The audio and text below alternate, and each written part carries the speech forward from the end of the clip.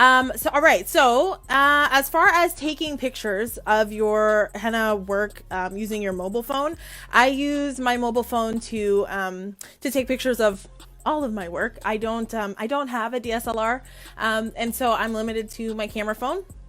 And so, what I recommend is making sure that you have really good lighting. That's honestly, lighting is the biggest thing. Like, if you can make sure that you have good lighting for your pictures, that will make the most impact on your pictures, hands down. So what I recommend is that you take, if you don't already carry a light with you to your appointments, then do that. There are very small lights that you can purchase. And those lights, they'll fit into your bag. They're easy. You can plug them in anywhere.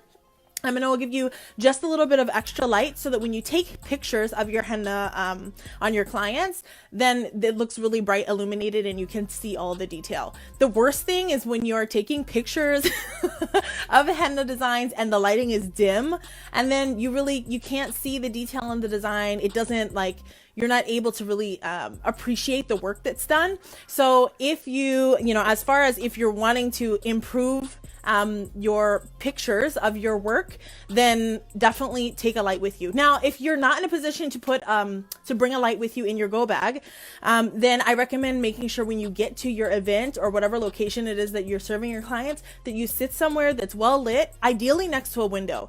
I love choosing a working space that's next to the window. If you can be next to the window, you'll have much better lighting, much better photos. Okay.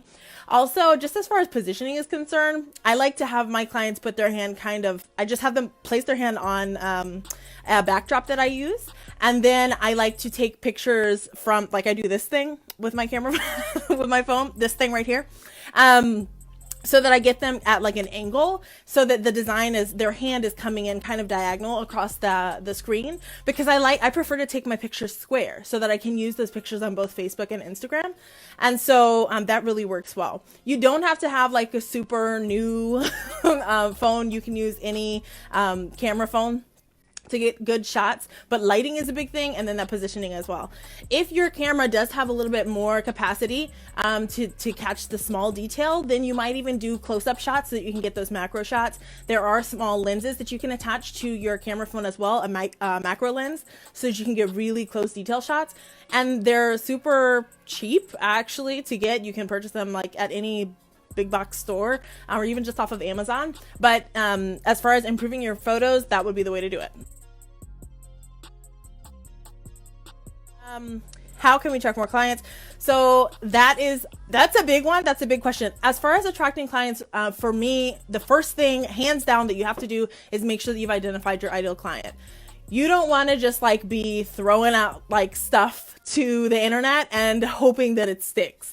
If you are wanting to attract more clients, you need to know exactly who it is that you're attracting, so that you can speak to them in their language, so that you can address them in a way that benefits them. And so that when you reach out, they're like, oh, this message is for me. You want to have that sort of connection with your audience.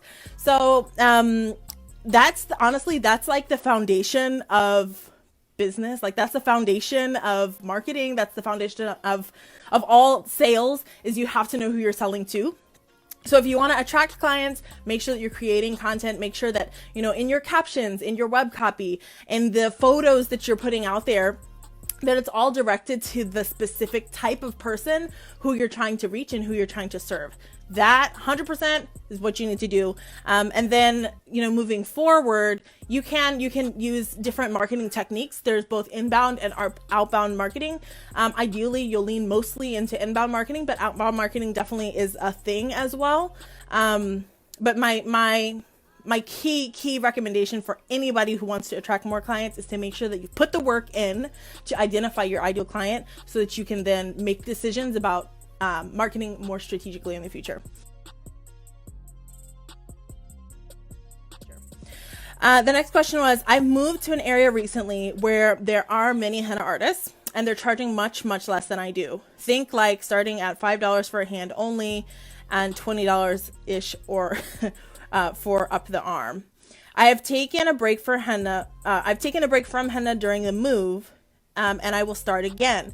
I'm not sure if I should lower my prices and gain customers, or try to use my same pay structure in this new area. So this is a question that I feel really confident about, and I'll tell you why. I have taken my business across 3 different states. I started in Nebraska, moved to Texas, then moved back to the Maryland, Baltimore, DC area.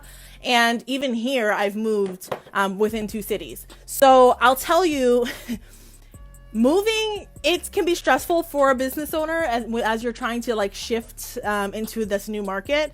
But I don't want you to feel like because you're in a new place and people are operating in a little bit of a different way, that means that you have to change everything in your own business. On the contrary, when you come into that market, it is going to take some work on your part because you're going to have to research what's going on within the market. So you need to make sure, you need to make sure that you take the time to investigate and research those other henna artists. It's good that you know the pricing that they're like typically doing, but you also need to know their pricing. You need to know how long they've been doing those things, meaning how long they've been working with the client, with clients within your market. You need to know who their ideal clients are, which you can tell. You can tell more or less who they're trying to reach by the things that they're saying, okay? You are going to look at what is included within their price and what's going to set you apart. So are they using natural henna? Are they providing really clean, crisp designs? Are they just copying everything that they see on Pinterest? Do they have a signature style? Do they have, you're going to want to research your competitors because that's going to motivate you. 1, it will motivate you to do better, and 2, it's going to tell you exactly how. So whatever holes you see in the market, whatever things you're seeing people are missing, then that's where you kind of sweep in and you fill that gap. Second, when you've moved to a new area and you're restarting your business in that new area, you really do have the opportunity to start from scratch. So now is the time also for you to redefine perhaps. And you may not change your ideal client, but you still need to take the time to really identify who that person is in that new market. Sometimes when you move, and I say this very much from experience, is when you move, you may move into a market where the demographic that you're trying to reach simply isn't that, it's no longer that appealing, or maybe not appealing is not the best word. It's not the most beneficial for your business. So you may have you may be placed in a position where it's like, I may need to change some things, tweak some things, and see if I can address a different demographic, see if I can address a different target market, and that's okay. So what I would recommend is that you don't feel pressure to change your pay structure. At first, research your competitors. Research your local competitors so that you can get a better understanding of what's going on within your market. After you have that understanding of what's going on in your market, then you can come back and look at your own business and say, okay, what gap am I going to fill here? And how am I going to do it? And when you make that sort of definition, then you can make sure, okay, if I fill this gap in this way, who am I hoping to fill this gap for? And you really clarify who it is that you're trying to serve in this new place. And then see what that looks like. And then go for it, right? And then go for it. But no, don't feel pressure to follow the crowd. If you follow the crowd, you'll be like everyone else. You don't want to be like everyone else. You want to have something that's going to set your business apart from everybody else on the market. So find what your angle is and then go for it, like for the jugular. Okay.